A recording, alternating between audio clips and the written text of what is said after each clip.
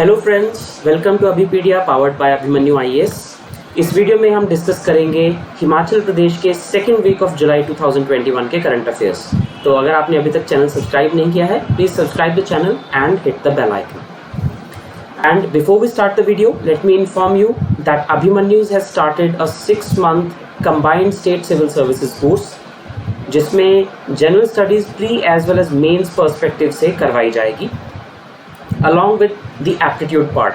तो 6 महीने का एक कोर्स है और इसमें सबसे अच्छी बात यह है कि अगर आप इस मॉड्यूल को अभी ज्वाइन करते हैं, डिस्क्रिप्शन में दिए गए लिंक पर जाकर, तो आप मॉडर्न हिस्ट्री का course free of cost attend कर सकते हैं। और अगर आपको वो कोर्स अच्छा लगता है then definitely go out and buy the full course.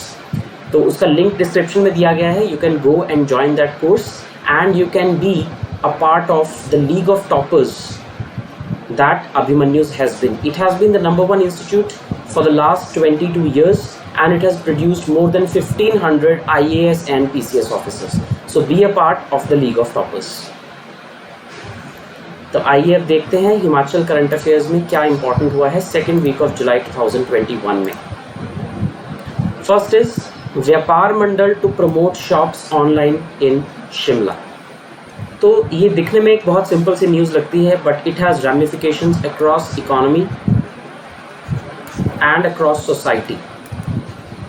So basically पिछले कुछ सालों से ई कॉमर्स फर्म्स जैसे कि अमेज़ॉन, फ्लिपकार्ट, मिंत्रा, जेबोंग, इस तरह की जो ई कॉमर्स फर्म्स हैं वो ऑनलाइन डिलीवरी को प्रमोट करती हैं। ऑफकोर्स ऑनलाइन कुछ भी घर पे ऑर्डर किया जा सकता है और वो डिलीवर हो जाता है। तो ये पिछले कुछ सालों से ऑलरेडी जो ब्रिक एंड मॉर्टर स्टोर्स हैं उनकी प्रॉफिटेबिलिटी में ये फ़र्क ला रहे थे, बहुत कमी ला रहे थे। तो अब पिछले 1-1.5 साल से कोरोना वायरस की वजह से ई कॉमर्स फर्म्स का बिजनेस बहुत ज़्यादा बढ़ गया है, because the hard brick and mortar shops have been close down और उसकी वजह से लोग हर चीज़ घर से ऑर्डर कर रहे हैं। इनफैक्ट लॉकडाउन हटने के बाद भी सोशल डिस्टेंसिंग बनाए रखने के लिए और लोगों को अब इसकी आदत भी पड़ गई है। सो एक हैबिचुअल हो गए हैं लोग ई कॉमर्स से चीज़ें खरीदने के लिए। तो ऐसे में जो ब्रिक एंड मॉर्टर स्टोर्स हैं, जो ईंट सीमेंट पत्थर के बने हुए जो स्टोर्स या दुकानें होती हैं, तो ब्रिक एंड मॉर्टर स्टोर्स की प्रॉफिटेबिलिटी में बहुत ज़्यादा फ़र्क आया है और वो बिल्कुल ही जो है आउट ऑफ बिजनेस होने के कगार पर हैं। इसलिए अब कुछ जगह पर कुछ नए इनोवेशंस की जा रही हैं, जैसे कि शिमला में व्यापार मंडल, जो कि वहाँ के शॉपकीपर्स की एक एसोसिएशन है, उन्होंने अभी डिसाइड किया है कि शॉप्स को ऑनलाइन भी प्रमोट किया जाए। जैसे कि अब इसमें किया क्या जाएगा, creating a platform for local delivery of all goods. अभी तक ये होता है कि अगर आप किसी शहर में रहते हैं तो आप अगर कोई भी प्रोडक्ट ऑनलाइन ऑर्डर करते हैं तो वो किसी बहुत दूर जगह से आता है जनरली। जैसे मान लीजिए अगर आप शिमला में ही रहते हैं और अगर आप कोई प्रोडक्ट ऑर्डर करते हैं तो हो सकता है वो प्रोडक्ट दिल्ली से आ रहा हो या फिर वो प्रोडक्ट मुंबई से आ रहा हो। So it will take a week और 5 days और 10 days और मे बी अ मंथ। तो ई कॉमर्स प्लेटफॉर्म्स में इस बात को ज़्यादा प्रेफरेंस नहीं दी जाती कि प्रोडक्ट कितनी दूर से डिलीवर हो रहा है, because they have huge supply chains and everything. लेकिन definitely there is a bit of a delay, और अगर आपको उसको स्पीड अप करना है then there is a cost for it which people are not always willing to pay. तो इसलिए अब व्यापार मंडल ने ये तरीका निकाला है कि एक ऑनलाइन पोर्टल बनाया जाएगा जहां पर लोकल दुकानदार सारे के सारे रजिस्टर्ड होंगे। तो कोई भी सामान अगर आप उस पोर्टल पर जाकर परचेज़ करते हो, जैसे कि शिमला के ही लोगों के लिए वो प्रेफरेबल रहेगा, तो अगर आप उसको जाकर वहां पर ऑर्डर करते हो तो उसकी सेम डे डिलीवरी इंश्योर की जाएगी, सेम डे या मैक्सिमम 1 days डिले, जिससे कि लोगों को वही सेम चीज़ अपने ही शहर में मिल जाए और उस शहर के लोगों को भी प्रॉपरली एम्प्लॉयमेंट मिल पाए, उस शहर के दुकानदारों को भी काम मिल जाए। So it is like creating a platform for local delivery of all goods as people are opting for home delivery rather than visiting the markets. और इसकी वजह से लोकल बिजनेसमैन बहुत बुरी तरह से हिट हुए हैं, क्योंकि ऑनलाइन शॉपिंग साइट्स जैसे कि Snapdeal, Flipkart, Amazon, Myntra, they offer huge discounts as well. कोविड-19 पैंडमिक में लोगों को आदत पड़ गई है हर चीज़ ऑनलाइन खरीदने की, जिसके अपने बेनिफिट्स भी हैं लेकिन कुछ नुकसान भी हैं। So online sales have become the first choice of customers because it is more convenient. There is variety of products and it is easy to compare prices of products sitting at home without any physical movement and thereby maintaining social distancing as well. right? So a lot of local businessmen started selling their products online during the pandemic. बहुत सारे लोगों ने भी खुद को online firm के साथ register कर लिया ताकि उनका सामान भी बिक सके। और इसके साथ साथ कुछ ऐसी चीज़ें जिनकी बहुत जल्दी डिलीवरी चाहिए होती है, जैसे कि मेडिसिन, ग्रोसरी आइटम्स या फिर खाने की जो आइटम्स हैं, उनकी होम डिलीवरी बहुत कॉमन हो चुकी है। इसलिए व्यापार मंडल ने अब डिसाइड किया है कि ये अपना एक ऑनलाइन प्लेटफॉर्म बनाएंगे जिससे कि ये ऑनलाइन साइट से compete कर सकें। और इनकी सबसे बड़ी USP होगी लोकल प्रोडक्ट, जिसकी अकाउंटेबिलिटी थोड़ी ज़्यादा बनती है, प्लस सेम डे डिलीवरी और within a few hours delivery. So about 4000 business establishments are registered with the Vyapar Mandal. Shimla में 4000 ऐसे बिजनेसेस हैं जो व्यापार मंडल के साथ रजिस्टर्ड हैं और जो 20,000 लोगों को डायरेक्टली या फिर इनडायरेक्टली एम्प्लॉयमेंट देते हैं। तो ये पोर्टल बहुत अच्छा साबित हो सकता है अगर you can say it is localisation of e commerce. Localisation of e commerce, हालांकि कॉन्सेप्ट इसमें नहीं है, but there can always be new concepts. कुछ लोग इसे ग्लोबल प्लस लोकल का कॉम्बिनेशन भी कहते हैं कि ई कॉमर्स एक ग्लोबल चीज़ है लेकिन इसे लोकल लेवल पे करना, जिसके लिए टर्म है ग्लोकल। तो ग्लोबल प्लस लोकल, तो इस तरह से ये कॉन्सेप्ट है जिसको प्रमोट करने की कोशिश की जा रही है। इसके अलावा व्यापार मंडल ने सरकार को ये भी रिक्वेस्ट की थी कि जितने भी ऑनलाइन गुड्स स्टेट में एंटर करते हैं उन पे 5% एंट्री टैक्स लगाया जाए, ताकि जो वो ज़्यादा डिस्काउंट ऑफर करते हैं उसको कुछ हद तक इवन आउट किया जा सके। कि कोई चीज़ अगर स्टेट के बाहर से स्टेट के अंदर आ रही है तो उस पर 5% एंट्री टैक्स लगाया जाए, चाहे वो कोई भी चीज़ हो।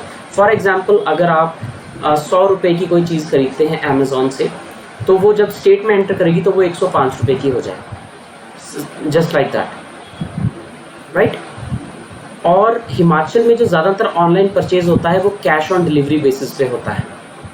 तो लोग जो है ज़्यादातर ऑनलाइन पे नहीं करते, कैश ऑन डिलीवरी करते हैं कि घर पे जब आएगा प्रोडक्ट तो वो पे करेंगे। तो सिर्फ कैश ऑन डिलीवरी पे अगर 5% एंट्री टैक्स लगा दिया जाए, then it can be a huge booster for the domestic industry, ताकि स्टेट के प्रोडक्ट्स जो है वो थोड़े से लेवल प्लेइंग फील्ड पे आ जाएँ, जो स्टेट के बाहर से प्रोडक्ट आ रहे हैं उनके साथ।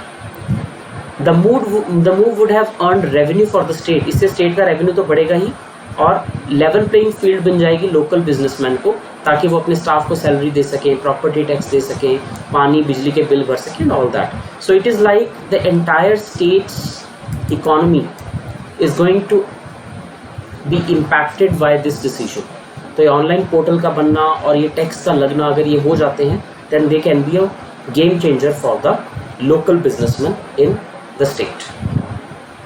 Important news here. Next, Himachal doctor to lead national anti-tuberculosis drive. तो ये काफ़ी गर्व की बात है हिमाचल प्रदेश के लिए कि यहाँ के एक डॉक्टर अशोक कुमार भारद्वाज, जो कि इससे पहले फैकल्टी रह चुके हैं डॉक्टर राधाकृष्णन मेडिकल कॉलेज और हॉस्पिटल के, उन्हें इलेक्ट किया गया है chairman of the National Task Force on National Tuberculosis Elimination Program। तो अगर इसे सिंपल वर्ड्स में बताना हो तो इसका मतलब यह है कि इस देश में टीबी को हटाने के लिए जो भी मैकेनिज्म बना हुआ है उसमें सबसे हाई पोस्ट जो किसी स्पेशलिस्ट की है वो ये पोस्ट है। So this is the highest post in the country for TB elimination drive. Like after the health minister of India, जो नेक्स्ट टीबी एलिमिनेशन में सबसे हाईएस्ट पोस्ट है वो ये है, the chairman of national task force on tuberculosis elimination programme. तो इन्हें ये चेयरमैन इसका बनाया गया है। एंड इनकी अगर थोड़ी सी क्रेडेंशियल्स की बात करें, so he became the chairman of state task force on tuberculosis elimination in 2011। State की जो टास्क फोर्स है उसके चेयरपर्सन आज से 10 साल पहले बन चुके हैं, अब ये नेशनल टास्क फोर्स के चेयरपर्सन बन गए। इसके अलावा he has been chairman zonal task force on tuberculosis elimination. तो पहले जोन के चेयरपर्सन बने, पहले स्टेट के चेयरपर्सन बने 2011 में, फिर नॉर्थ जोन के जिसमें कि 3-4 स्टेट्स आती हैं उसके चेयरपर्सन बने, और अब ये नेशनल टास्क फोर्स के चेयरपर्सन बन गए हैं, which is the highest designation in India in this direction. इसके अलावा इन्होंने बेस्ट पब्लिक हेल्थ वर्कर का अवार्ड भी जीता है यूनियन हेल्थ मिनिस्टर से। तो ट्यूबरकुलोसिस की फील्ड में he is one of the highest achievers in India in the field of in the technical field, medical field. इससे पहले he has been working as a professor in community medicine at Maharishi Markandeshwar medical college and hospital in Solan. और ये Indira Gandhi medical college Shimla में और doctor Rajendra Prasad government medical college Tanda में भी professor रह चुके हैं। तो 3 हॉस्पिटल्स में, 3 सरकारी हॉस्पिटल्स में ये सीनियर प्रोफेसर रह चुके हैं और बेस्ट पब्लिक हेल्थ वर्कर बन चुके हैं, जोनल इंचार्ज रह चुके हैं, स्टेट इंचार्ज रह चुके हैं। Now he has become the national president of tuberculosis elimination programme. तो काफ़ी गर्व की बात है ये। एंड इसी के साथ साथ अगर थोड़ा सा ट्यूबरकुलोसिस के बारे में देखें, it is one of the biggest killers in India. Tuberculosis से बहुत से लोगों की डेथ होती है और इसे एलिमिनेट करने का नेशनल टारगेट पहले 2030 रखा गया था, जिसे अब एडवांस करके 2025 कर दिया गया है। तो अगर हमें ट्यूबरकुलोसिस को पूरी तरह से एलिमिनेट करना है, then this task force has a lot on its hands.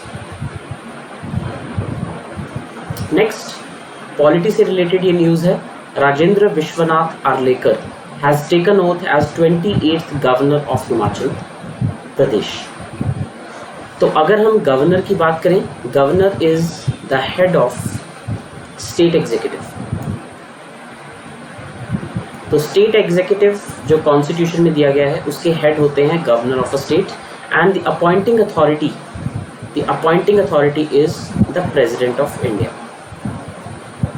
I am saying appointing authority, not saying the oath administration.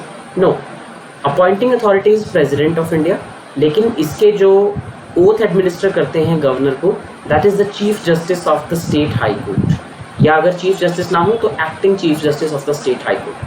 और जो हिमाचल प्रदेश हाई कोर्ट के Acting Chief Justice हैं right now, he is Justice Ravi Malimath. तो इन्होंने governor को oath of office दिलाई, oath of office and secrecy। इस मौके पर चीफ मिनिस्टर जयराम ठाकुर भी मौजूद थे। एंड वारंट ऑफ अपॉइंटमेंट जो था वो चीफ सेक्रेटरी की तरफ से पढ़ा गया और जो सिग्नेचर्स लिए गए वो सेक्रेटरी टू द गवर्नर की तरफ से लिए गए। ये थोड़ी सी इम्पॉर्टेंट चीज़ें नहीं हैं, but just so you know that how the administration works. So the governor will take the initiatives of the government forward and will coordinate with the state government. तो बेसिकली कई स्टूडेंट्स जब पूछते हैं कि current affairs ज़्यादा important होते हैं या स्टैटिक पार्ट ज़्यादा इंपॉर्टेंट होता है, द आंसर इज़ कि करंट अफेयर्स नो डाउट ज़्यादा इंपॉर्टेंट होते हैं किसी भी सिविल सर्विसेज एग्जाम के लिए, चाहे वो स्टेट हो चाहे वो सेंटर हो। लेकिन करंट अफेयर्स भी डायरेक्टली और इनडायरेक्टली कहीं ना कहीं से स्टैटिक से डिराइव किए जाते हैं, राइट? या फिर स्टैटिक भी जो है वो करंट अफेयर से डिराइव किया जाता है। जैसे अभी ये गवर्नर नए अपॉइंट किए गए हैं, so if you find a question on governor in the polity paper of the next state civil services और एनी अदर एग्जाम, तो आप ये अंदाज़ा लगा सकते हैं कि क्योंकि गवर्नर का ऑफिस न्यूज़ में था, इसलिए गवर्नर से कोई स्टैटिक क्वेश्चन पूछा गया है। For example, who administers oaths to the governor, और under which article the provision of governor is given, और who was the first governor of India, who was the first woman governor of India, या फिर who is the head of state executive, या who appoints the governors. तो इस तरह के question अगर पूछे जाते हैं तो it is because of this news. तो ये इंपॉर्टेंस हो जाती है स्टैटिक की। ये करंट अफेयर्स में जो भी स्टैटिक वाला पार्ट न्यूज़ में है उससे क्वेश्चन पूछे जाते हैं। Alright, so this is it that we had to cover in this class. अगर आपको क्लास पसंद आई हो, please let me know in the comments. Thank you and all the best for your exams.